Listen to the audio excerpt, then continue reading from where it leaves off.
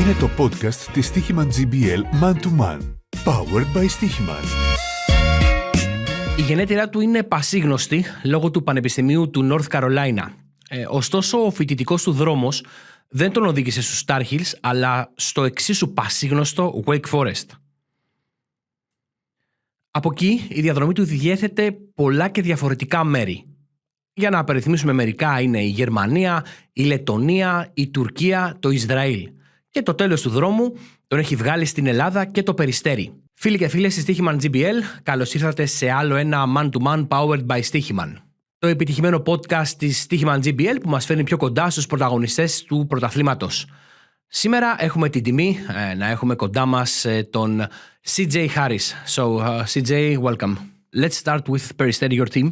Last year you played with Billy Xanthopoulos. This year is your coach. How is this transition? It's been an interesting dynamic, but it's been pretty simple because the passion and love he had as a player, it shows as a coach, and it's easy to follow somebody that is that passionate and loves the game. Was it a reason that made you say yes to the extension? A lot of reasons. I enjoyed my time last year at Perisτερίου. I felt like I had a decent year and I could come back and improve myself and help the team win. And talking to Billy helped a lot too. So, yeah, that's why. How is it this year? The experts and people were talking about Peristeri was like not exactly the outsider. Was a team that was for relegation. Was it something that made you, more tough as a team or more better mentality as a team? I think so. I think we have a lot of younger guys that still have yet to prove themselves at this level. So when we heard that, of course we heard it. We used it as motivation to go harder, to play harder, and to ultimately prove to ourselves that we're big-time players at this level. How is it for you? Because you're one of the older guys in the team. Is it something that you are like a tutor or a teacher for the younger guys? Because you have a lot of younger guys. Yes. Myself and Vlado, we just try to lead by example. We're one of the few guys that have, played European basketball, have played at this level and played well. So we try to use what we've learned in the past and bring the other guys with us. And I think we have some really talented guys, and they've gained a lot of experience this year. This year, I think that Stoiximan GBL seems to be a lot tougher than last year and tougher than the previous year, and it goes back. How is it playing in the same league that has Kendrick Nunn, Evan Fournier? Now we have Nigel Hayes-Davis that he's preparing to do his debut on the next days. How is it? It's great. I think Greek basketball is like you said, is trending up.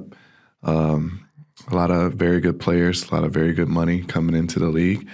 And as a competitor, you want to be in those type of leagues and play against those type of players. So, it's motivation to see better teams, better players in front of me to play against. Mm-hmm.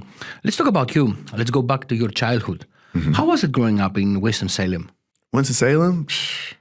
Easy, really. My parents did an amazing job making sure I had everything I needed. Winston-Salem was a small town. And yeah, it was great. I didn't have anything to worry about. It's in North Carolina, right? Yes, North Carolina. Is it a Michael Jordan thing there that made you follow basketball? Not necessarily. I just got into basketball because I loved sports when I was younger. Mm-hmm. I started off with baseball and started playing basketball because most of my friends were playing basketball. Mm-hmm. And I ended up being okay at it and stuck with it. Which position in baseball were you playing? I played a little bit of everything. I played pitcher, shortstop, catcher. Were you everywhere. Good in baseball or? I was actually really good, and I enjoyed it more than basketball at the time. But like I said, all my friends were playing basketball, so I went to basketball court. Mm-hmm. And how was it, starting playing basketball? You were good from the beginning. Was it any, difficulties learning the? Oh, for sure. I wasn't very good at the beginning. I knew I naturally could move like a basketball player. I love running and jumping. And ultimately, I had fun doing it. So that made it easy to stick with. Were there any role models or somebody or mentor, that you have to look up growing up? Well, my dad was the first one to put the ball in my hand. He didn't play much after high school, but he's the reason why I started playing basketball. And we used to play all the time in the driveway. And he would beat me up. And he stopped playing me as soon as I could beat him. So he's still not fair. It's not fair. So he's still undefeated, but he's probably the reason why I stayed with basketball. Let's go forward. You went to Wake Forest. It's a famous college, Yes. a good college. Most people know Wake Forest from Tim Duncan. Yes. He was an alumni from that. The question is, why didn't you go to North Carolina? I know it's not your choice to go to North Carolina. Yeah. Was it a choice to go to North Carolina? And how did you end up to Wake Forest? Yeah, UNC didn't recruit me very much. And I had a number of colleges that really wanted me to come. And ultimately it came down to Wake Forest and a couple other ACC schools. And I had visits to those other schools, but I knew I didn't want to go anywhere. I wanted to play Wake Forest is in Winston-Salem, if you didn't know. Okay. Yeah, so that's my hometown. It's literally 10 minutes from where I grew up. So I knew all my family could come, my friends could come, and I knew I wasn't going to go anywhere else. How was that experience, college? Everybody thinks that college in the States, it's something crazy, 4 crazy years or something like that. Yeah. But you played basketball, you weren't supposed to be crazy. You were supposed to be passionate and stay in your route. Yeah, it's a balance if you want to do well at the college level of, enjoying your being a college student and trying to be the best basketball player you can be.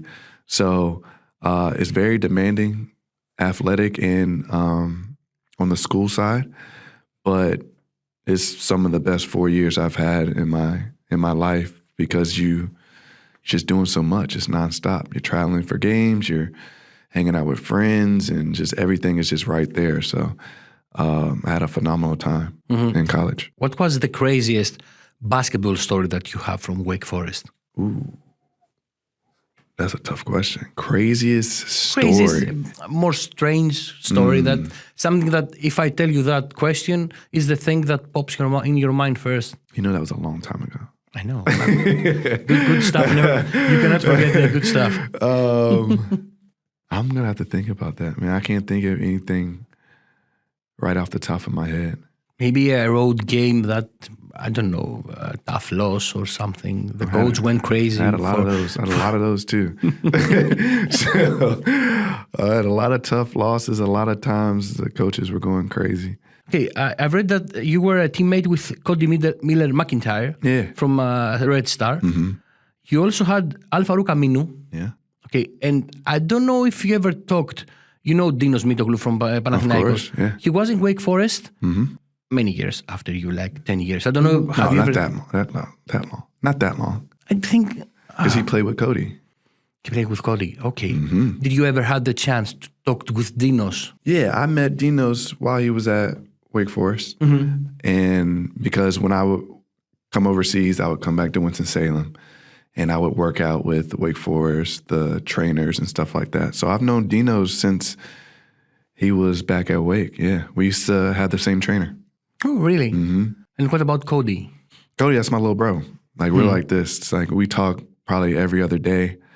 We're business partners. He's going to be in my wedding. He's my groomsman in my wedding. So, like, we're really close. It's my guy. Business partner? Yeah, we do what? real estate, all kind of stuff together. Okay, you're already planning the next step, obviously. Yeah, of your life, not your career. For sure. Yeah, just to make sure I'm set up once the ball stops dribbling. Have you ever thought about that? Since you mentioned it, it's a question down the list, but since you mentioned it, it's time to answer. Yeah, because I turn 35 tomorrow, by the way. Happy birthday. Thank you. So I know I don't have many more years left, so thinking about what I'm going to do after basketball is something that I've been paying more attention to lately. And I don't know what I want to do exactly, but I know I want to be around the game of basketball in some capacity.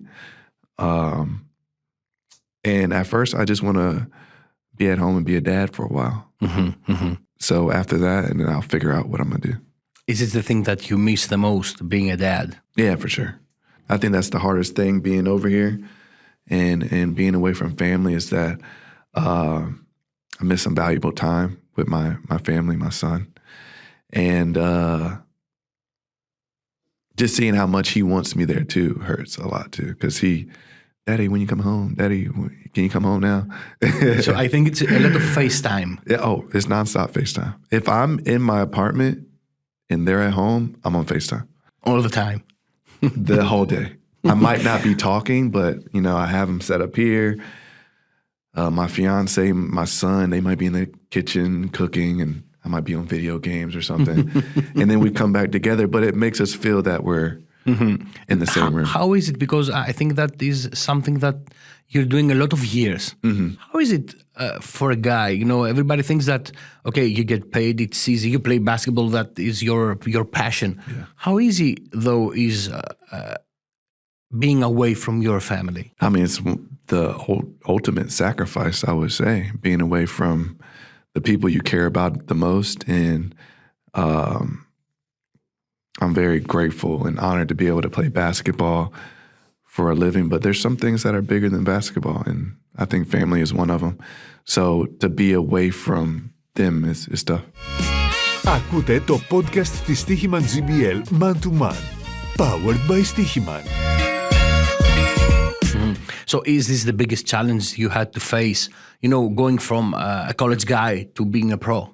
One of the biggest challenges, yeah, because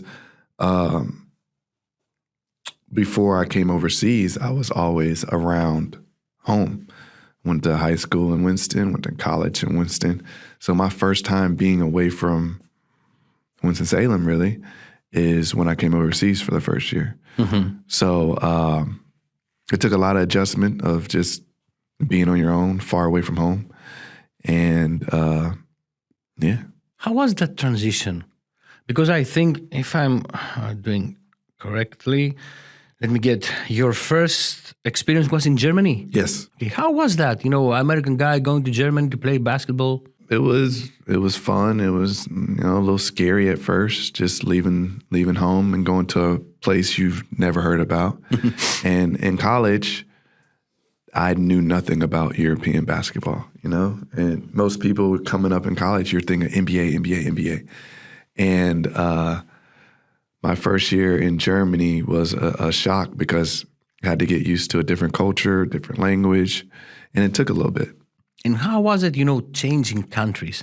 You went from Germany, you went to Latvia, you went to many different countries, Turkey, Israel.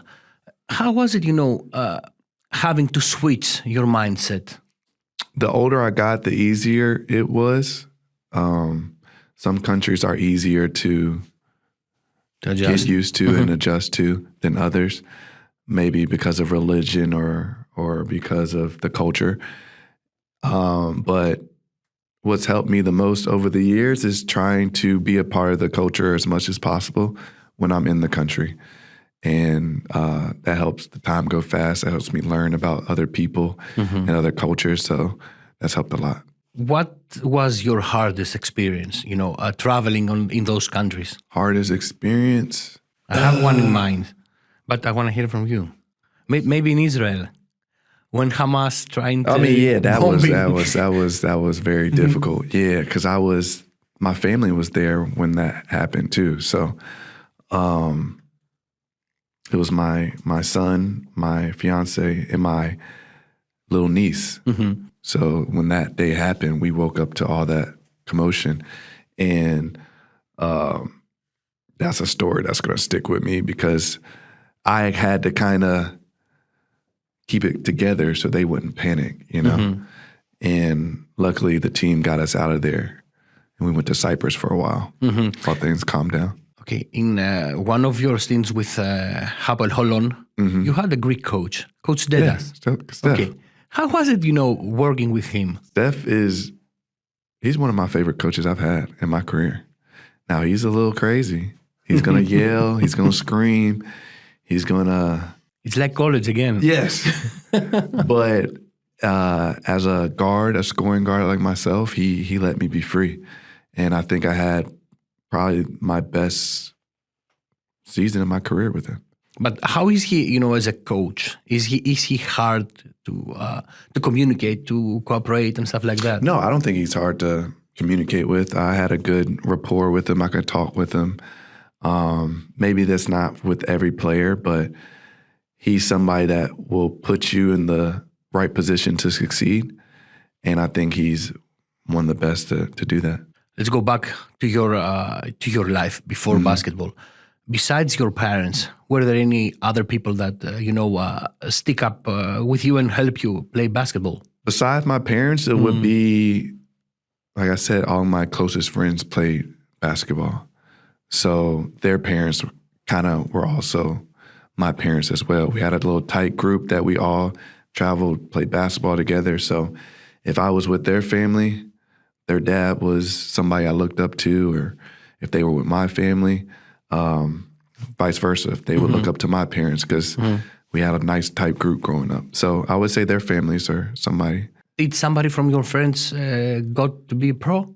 Or are to you my the only close one? friends, they all went to college and played Division I college, but none of them went pro that we grew up from kids from. I think I'm someone. So, as a mentor to the youngest players of Peristeri, and I don't know, maybe next year, if you are still in Peristeri or any other team that you choose to be, you're still going to be a teacher. Do you have any advice for those players that look up to you or expect something to learn from you? What's helped me the most in my career is the work ethic, is you got to put in a lot of work. And that's before practice, after practice, and there's going to be times where you're just not going to play well, and that's okay. I think when I was younger, I took not playing well very, very hard, and I had to learn that as long as I'm putting in the work and I control what I can control, everything at the end is going to be okay. So was that a difficult time in your career? Do you have a moment in your career, probably earlier, that you had to question your decision to become a pro? Oh, yeah, my first year. I've had some years that I was like, in Germany, right? Yeah. I had some years that the years were so difficult from a basketball standpoint that I don't know if I wanted to continue. My first year was like that because away from home, tough coach, tough schedule, and I think when you're alone, you can get depressed a little bit, And especially if basketball's not going well and you don't have your closest people with you, it's easy to get down a dark hole. So, and how can you get outside from that? Not to get you down, It's difficult. I mean, it's easier said than done, but I just tried to work my way through it. And eventually, over time, it didn't take a week or two, maybe a month or whatever, things started to get better. Which one do you consider your breakthrough season? My breakthrough season? Yeah, the one that made you, believe in yourself and say that, okay, I'm a good player. I don't have to listen to anything else.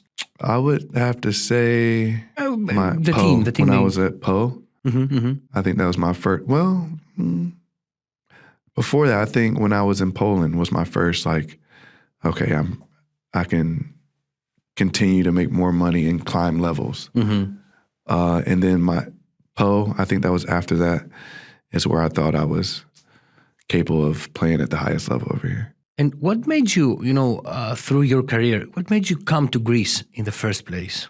It was an opportunity that at the time was the best out of the options I've had. I was coming from Israel, so I got used to good weather. So that was in my decision. Summer every day. So that was definitely in my decision. And I wanted to be somewhere that, was well known and my family would love to come and visit and stuff like that. So between just be in the right situation basketball-wise and living is why I chose. What legacy do you hope people will remember about you as a person beyond being an athlete? I hold character pretty high. So if somebody was ever to come and ask, how was CJ? I would hope they would say that he's just a genuine, nice person that puts others before him. I think that's something I care about a lot. Was it something that you had as a privilege, in your first years as a pro, or was it something that you developed during the years?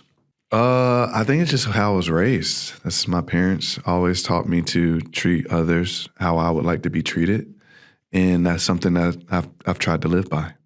Let's talk about Perisτερίου again and your European path. Mm-hmm. How was it? Did you went to FIBA Europe Cup, just to play? Was it your target, to get as far as you can in this situation?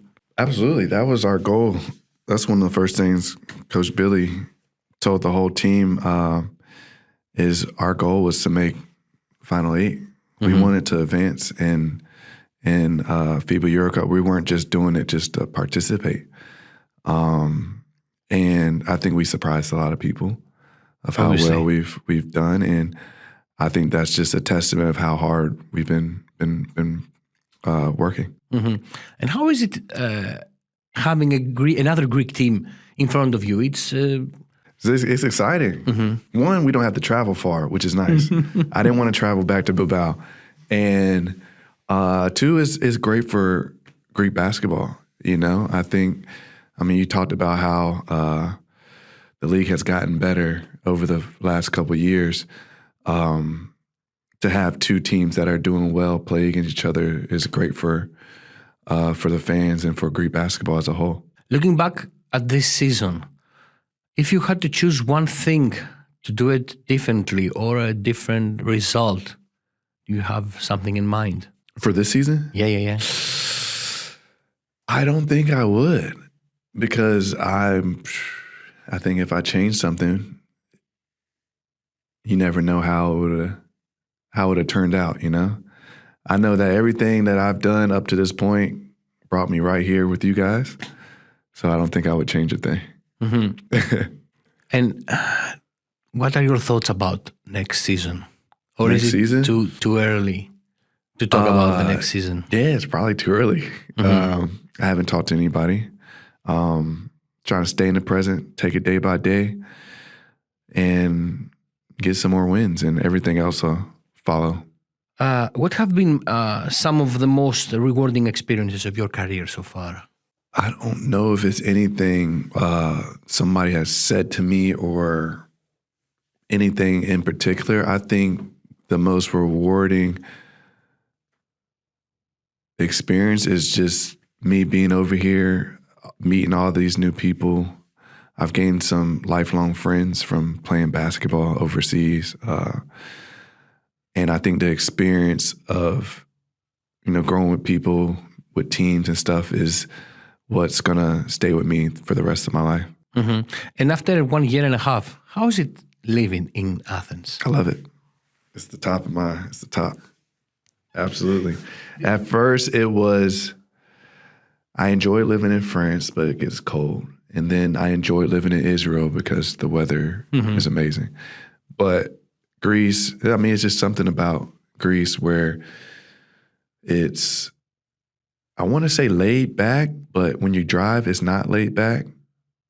But just like living is, relaxing, the sun's up, the Acropolis is always in the background, and the food is amazing. So Greece is at the top for me. So when you have a free time, do you do a tourist thing, I did. Strolling around? When my family came, we did everything. Mm-hmm. So I can't do anything unless she is with me, or she'll get mad.